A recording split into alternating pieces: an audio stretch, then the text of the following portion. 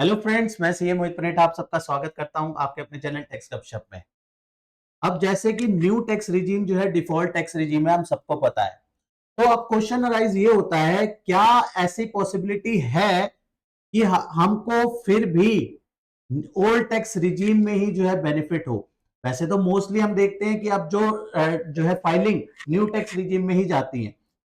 फिर भी अगर हम देखें तो क्या ऐसी कोई पॉसिबिलिटी बनती है जहां पर ओल्ड टैक्स रिजीम जो है बेनिफिट देगा?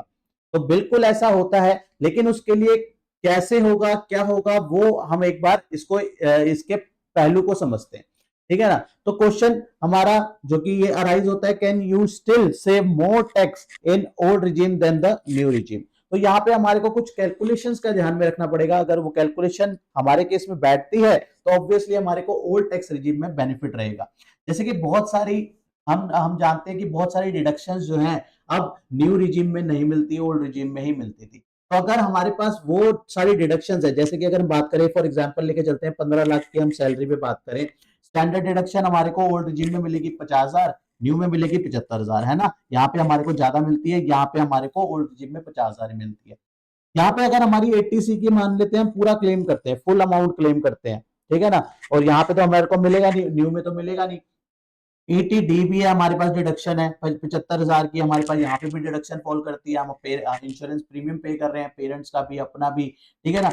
और यहाँ पे तो मिलेगी नहीं, न्यू रिजीम में मिलेगी नहीं। और अगर हमारा एचआरए भी है, ठीक है, एचआरए भी क्लेम होता है 4,20,000 तक का, तो एचआरए एग्जम्पशन बन रही है, ठीक है? यहाँ पे अपने को न्यू रिजीम में मिलेगी नहीं। एलटीए एग्जम्पशन मिल रही है अगर हमारे को 1 लाख तक की, न्यू रिजीम में तो ये भी नहीं मिलेगी। और एनपीएस की बात करें 80 CCD 1B में, 80 CCD 1B में हमारे को एनपीएस में 50,000 क्लेम कर रहे हैं हम, ठीक है ना? यहाँ तो क्लेम होगा नहीं, ठीक है ना? यहाँ पे हम मैक्सिमम क्लेम कर रहे हैं। 80G में हमारा 50,000 की डोनेशन है, यहाँ पे डोनेशन की भी डिडक्शन नहीं रहेगी। 80E में बात करें, इंटरेस्ट ऑन एजुकेशन भी जा रहा है हमारा, यहाँ पे इसकी भी डिडक्शन नहीं मिलेगी। तो यहाँ पे अगर हम ओवरऑल करें कि हमारी एग्जम्पशन और डिडक्शन वगैरह मिला के 10 लाख की तो हमारे को यहाँ पे छूट ही मिल गई, ठीक है ना? एग्जम्पशन मिल गई, डिडक्शन मिल गई।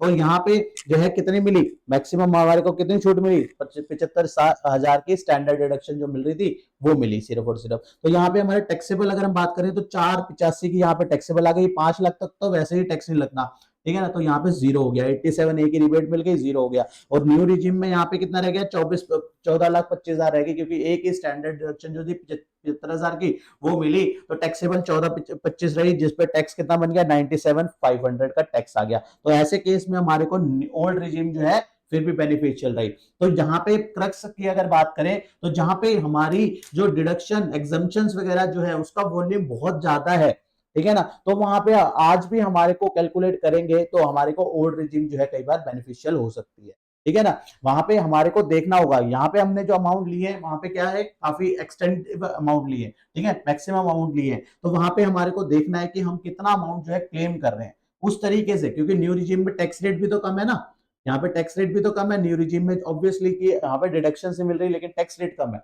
यहाँ पे क्या है, ओल्ड रिजीम में डिडक्शन मिल रही है लेकिन टैक्स रेट ज्यादा है। तो हमारे को दोनों पहलू रख के चलने पड़ेंगे। तो इनकम टैक्स की साइड पे तो अपने को कैलकुलेटर भी मिल जाता है, इनकम टैक्स की साइड पे जब जाना वहां पे आपको कैलकुलेटर मिल जाएगा। तो वहां पे कैलकुलेटर में अमाउंट्स वगैरह डाल के आप इजीली कंपेयर कर सकते हो कि आपको ओल्ड रिजीम बेनिफिशियल है या न्यू रिजीम बेनिफिशियल है, ठीक है ना? तो बहुत सारी फैसिलिटी जो है आज की डेट में मिलता है, बहुत इजीली आप जो है पहले ही कैलकुलेट करके अपना टैक्स प्लान जो है उसके हिसाब से कर सकते हो कि आपको कौन से रिजीम में जाना है, आपके लिए ओल्ड रिजीम सही है या न्यू रिजीम सही है। ये जस्ट एन एग्जाम्पल था, तो बहुत इंपॉर्टेंट लगा तो मैंने कहा आपके साथ शेयर जरूर करना बनता है, तो मैंने यहाँ पे इस वीडियो के माध्यम से उसको शेयर कर दिया, राइट? तो इसी के साथ आज की डिस्कशन को क्लोज करते हैं, मिलते हैं नेक्स्ट वीडियो में नेक्स्ट टॉपिक के साथ। टिल देन बाय बाय, जय हिंद, जय भारत।